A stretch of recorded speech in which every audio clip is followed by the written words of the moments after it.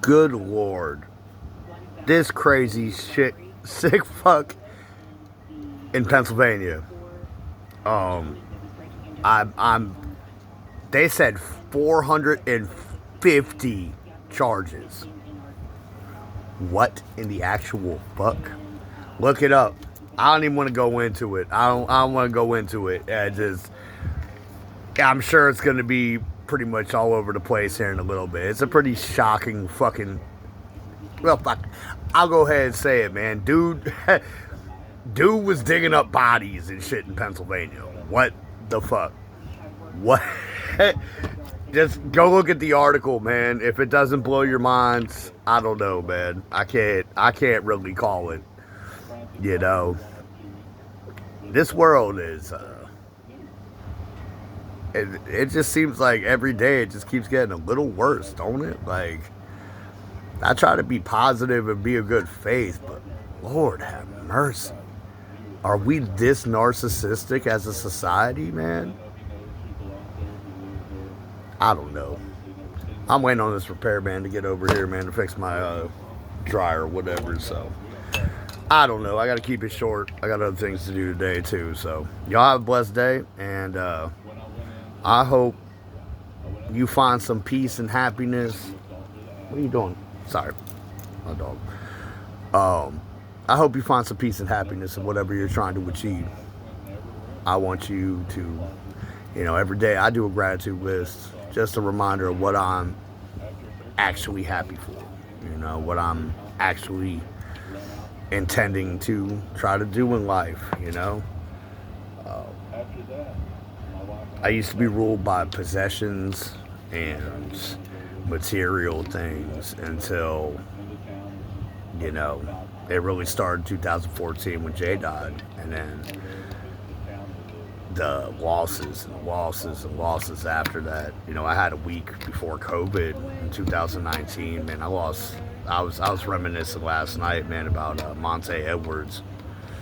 And, that week was crazy because it was one by one. It was two people I went to high school with died. One from drug overdose, the other one from suicide. And then the third one was another overdose. Yeah, because it was a mirror. And it was imagine Monday, Wednesday, Friday, like that. It went in a in such a pattern that I couldn't help but stay in the bottle for a couple weeks. Honestly, I think about that a lot. That's a lot of, like I said, it was right before COVID, and then COVID came through. Like I said, I stopped leaving the house, going places. You know what I'm saying?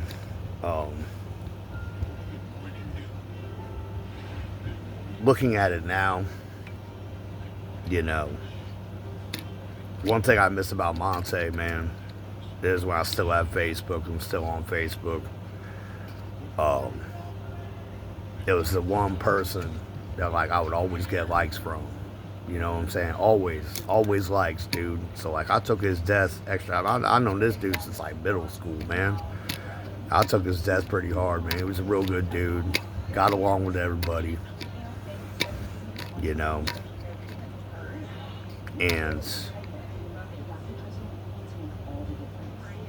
I had a dude comment last night on my page, and I looked at his page. I've been learning how to pause and just kind of, just take everything for a second before I react on things. And looked at his page, and I saw he lost his kid, and that is, I don't know what that feels like, but when Jay died, I could see what his mom's girlfriend, his sister, and everybody else was going through. So I'm sorry that happened to you, man. And it's really, I understand loss, man. I understand what it's like, shit. On my family side, my aunt died. I was in rehab. I didn't have it. I couldn't go. I was in court mandated rehab at Boxwood in Virginia. I couldn't go and go to her funeral, so I missed her funeral. That was my favorite aunt. Then a little bit later, when I got out in Leesburg, I was working at Green Turtle, and my cousin, her daughter died from cancer at a real young age, and then Amber just died this year. That was the other sister on my dad's side. So yeah, man, it's a doozy, man. You know, people think, you know, I don't consort with a lot of people anymore because it's, you know, the people that we did lose. It's almost like you can't, you know, with material things, you could just get another one. You know, you could just get, you know, go to the store, buy something else. You know, consumer market. People are a dime a dozen. You know, and that is, you know, you get blessed with the people that you have, people you've been around, stuff like that. And like I said, man, I work a program now that, like, the plight is to do better for other people. And, you know, I'm not saying I'm not human. I still have my moments of anger and stuff. You know, I was outraged the other day about this stuff in Minnesota. And, man, did I lose. I got sucked into the phone. I talk about, like, AI and stuff on my page all the time, and limiting technology and not being on so much screen time. And I literally got sucked into my phone the last, like, 2-3 days, man. Just been sucked into my phone, man. Sitting here at the house. But it's crazy to think about, man. And, you know, if I would have got this program earlier, could I have been able to help these people leading by example better? Could I have possibly, you know, I beat myself in the ass for not. I had a plan the last time I lived out. Well, I didn't really live out here. I was kind of out here, kind of in Leesburg. And it was 2012. And, you know, I couldn't. Yeah, I thought if I could just move, like get him to move out here, this whatever. And then, you know what, man? I already know it wouldn't have stopped nothing, you know. Knowing what I know now with addiction and stuff, and the trials and tribulations I've been through with it, you have to want it. You can't be for it. You might get a cattle prod. My sponsor talks about cattle prods. You know, a lot of people get it with the court systems or whatever, man.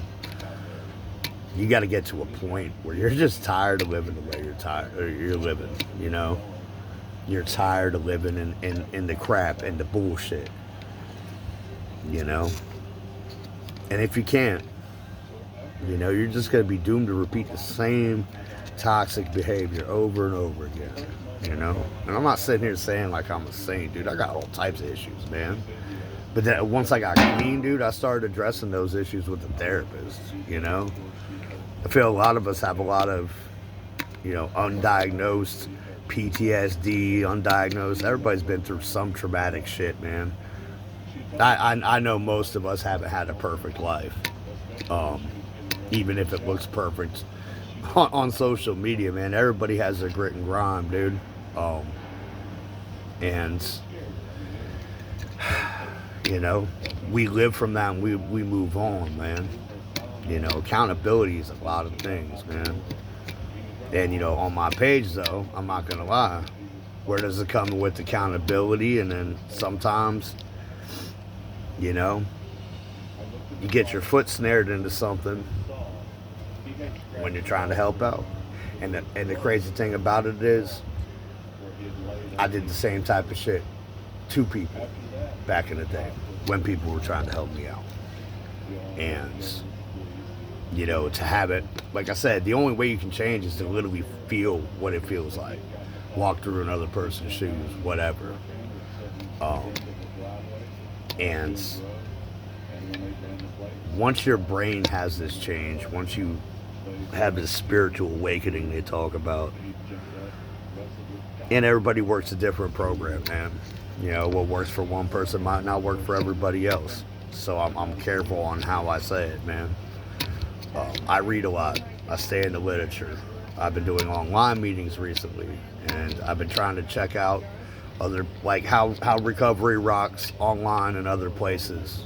You know what I'm saying? Other places in the United States. Sometimes they got stuff in other places in the world and stuff too. Don't get it twisted. So, and that's a refresher. You know, I miss my home group though. I'm going to my home group tomorrow. And you know, I like being in service to people. I like being able to help people out, and you know, not beat myself up for the stuff that I used to do. Like I said, man, ain't nobody perfect. Everybody got some sort of flaw in their life, right? But you gotta accept who you are. I had a guy in jail, you know, when we got out, man, he said, be who you are, man. And I had to think about that for a minute. I had to think about that long and hard. Like I said, change doesn't happen overnight, man. It's something that is progressive. It's something that's constant, and it's something you have to keep working on. You know, I have to still be like, when I have moody days, I gotta, you know, the 10th, 11th, and 12th step, right? I gotta practice this shit every day. Every time I do something, I gotta practice it.